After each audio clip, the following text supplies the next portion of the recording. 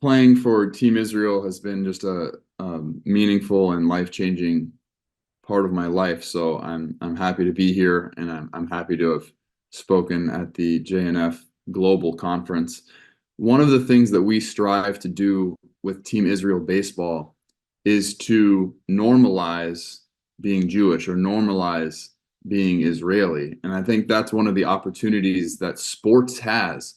It's a level playing field with clearly defined rules where people from across cultures, across nations, across the world can come and do something together.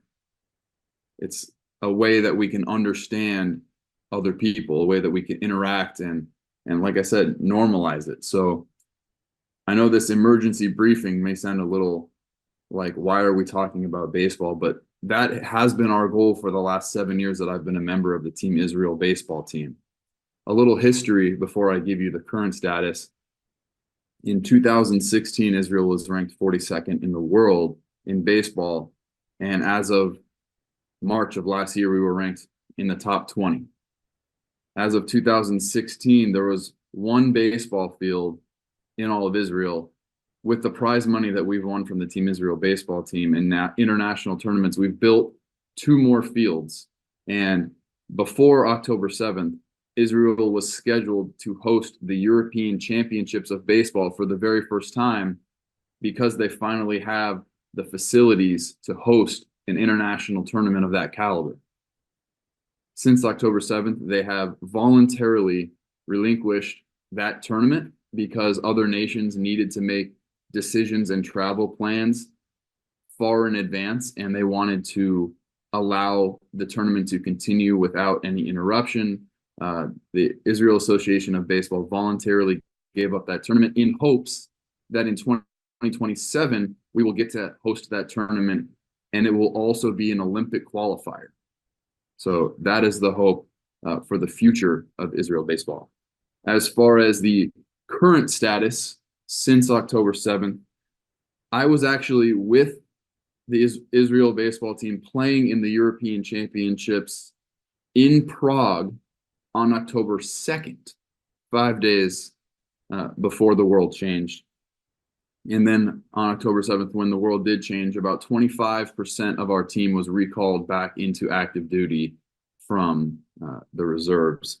None of our players went into Gaza, but they were serving on patrols and security elsewhere.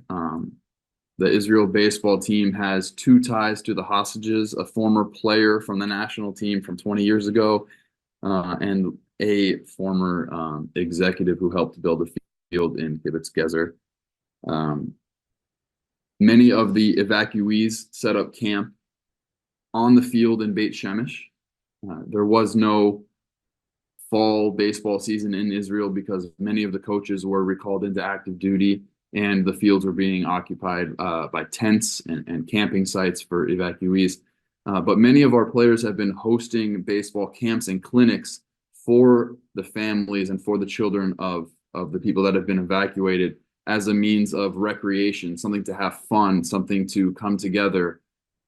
So we're using baseball not only as a way to normalize cross-cultural differences, but also as an entertainment and a fun and a feeling that life is back to normal for the people that have been evacuated.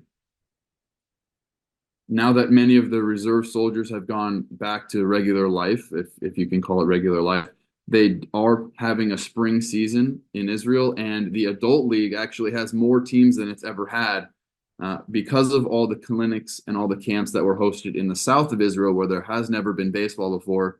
There are a lot more players, a lot more, especially adult players, that want to play baseball. So the adult league has more teams than it has ever had. Additionally, Israel baseball is sending 4 different age groups to international tournaments this year. They're sending under 12, under 15, under 18, and under 23 to international tournaments. And that is the first time that they have ever done that. So Israel baseball continues to grow, continues to make a positive impact on not only Israelis, but internationally. So other countries, other cultures can see Israel in a positive light in a new way. And that continues to be our goal. Beyond that, I just wanted to thank JNF for all the support of Israel baseball. They have helped fund many of our international tournaments. They have helped. They're also participating in many of the fundings for the clinics that are going on in the south of Israel. JNF continues to be a shining light, not only for all of Israel, but also specifically for the Israel Association of Baseball. Ryan, thank you for that. I'm wondering if you could talk to something a little bit different. You know, many of the people on this call have young kids, grandkids, play baseball, don't play baseball. But obviously, the tone and tenor of anti-Semitism in the United States, for example, which has gotten very ugly, especially over the last several weeks. We've seen the marches and the protests. And our kids are seeing those things on TV. They're hearing about it from their friends. In many cases, it's spilling over into schools. In the Chicago public schools, there was actually a walkout. It's happened in New York and some other places. What would you say to those kids? What kind of advice would you give to parents and to grandparents for them to speak to their youngsters about their identity and Israel? Would you have any thoughts on that? I get that question a lot, and I get that question especially from parents. The first thing that I always try to do is recognize their fears and concerns, because if you try to say like, no, it's okay, don't worry about that, that's not authentic, and they're going to feel shut down and unheard. So first of all, like, it's very real fear that I feel. I can't understand the way the world is going. I don't understand how it feels like we're going backwards.